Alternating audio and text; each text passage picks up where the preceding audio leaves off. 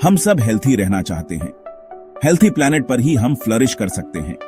ये दोनों चीजें, हमारी सेहत और हमारे एनवायरनमेंट की सेहत, बहुत ज्यादा कनेक्टेड हैं। हम धरती मां से जो लेते हैं वो हमारे शरीर में जाता है, और हम धरती में जो डालते हैं वो भी हमारे शरीर में जाता है। ऑर्गेनिक फार्मिंग इस कनेक्शन को समझती है। ऑर्गेनिक फार्मिंग एक तरीका है फूड ग्रो करने का जो हमारे शरीर और प्लैनेट दोनों का ख्याल रखता है। ये नेचर के साथ मिलकर काम करने का तरीका है, उसके खिलाफ नहीं। इसका मतलब है नेचुरल प्रोसेसेस के साथ काम करना, सिंथेटिक केमिकल्स पर डिपेंड नहीं करना। इसका मतलब है मिट्टी को हेल्थी बनाना, उसे खराब नहीं करना।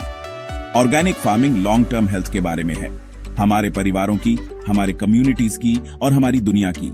ये खुद को नरिश करने का तरीका है और साथ ही आने वाली जनरेशंस के लिए प्लैनेट का ख्याल रखने का भी।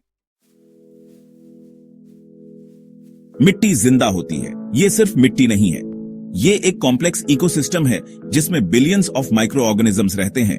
ये छोटे छोटे क्रीचर्स हेल्थी प्लांट्स के लिए जरूरी है और हेल्थी प्लांट्स हमारे लिए जरूरी है।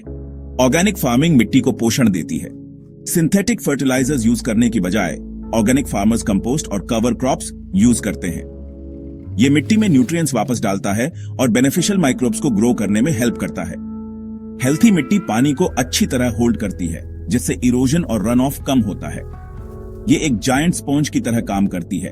एटमॉस्फेयर से कार्बन लेकर उसे जमीन के नीचे स्टोर करती है। ये क्लाइमेट चेंज से लड़ने में हेल्प करता है, जो हमारे प्लैनेट के लिए सबसे बड़े खतरों में से एक है। पेस्टिसाइड्स मारने के लिए बनाए जाते हैं। ये इंसेक्ट्स, वीड्स और दूसरे ऑर्गेनिजम्स को मारते हैं जिन्हें फार्मर्स पेस्ट्स मानते हैं, लेकिन ये डिस्क्रिमिनेट नहीं करते।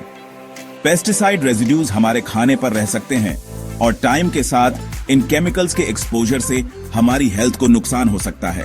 बच्चे स्पेशली वल्नरेबल होते हैं।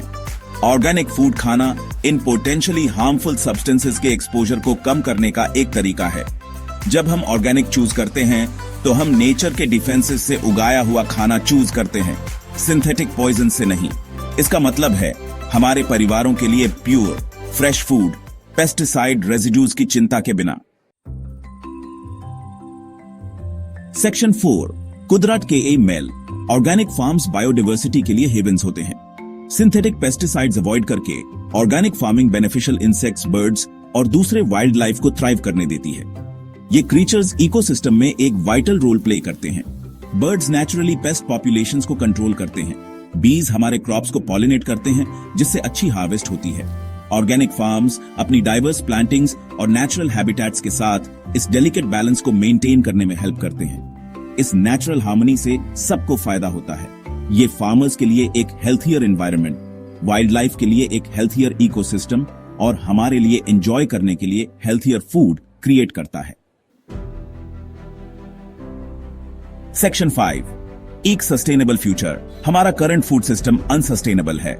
यह फॉसिल फ्यूल्स पर रिलाई करता है, मिट्टी को डिग्रेड करता है और हमारे पानी को पोल्यूट करता है। अब चेंज का टाइम आ गया है। ऑर्गेनिक फार्मिंग एक मोर सस्टेनेबल फ्यूचर का रास्ता दिखाती है। नेचर के साथ काम करके ऑर्गेनिक फार्मिंग क्लाइमेट चेंज को कम करने, पानी को कंजर्व करने और हमारे प्रीशियस नेचुरल रिसोर्सेज को प्रोटेक्ट करने में हेल्प कर सकती है। जरा इमेजिन करो एक ऐसी दुनिया जहां ज्यादा ऑर्गेनिक फार्म्स हों।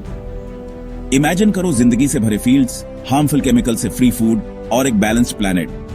ये वो फ्यूचर है जिसे ऑर्गेनिक फार्मिंग क्रिएट करने में हेल्प कर सकती है। ये एक ऐसा फ्यूचर है जिसके लिए लड़ना वर्थ है।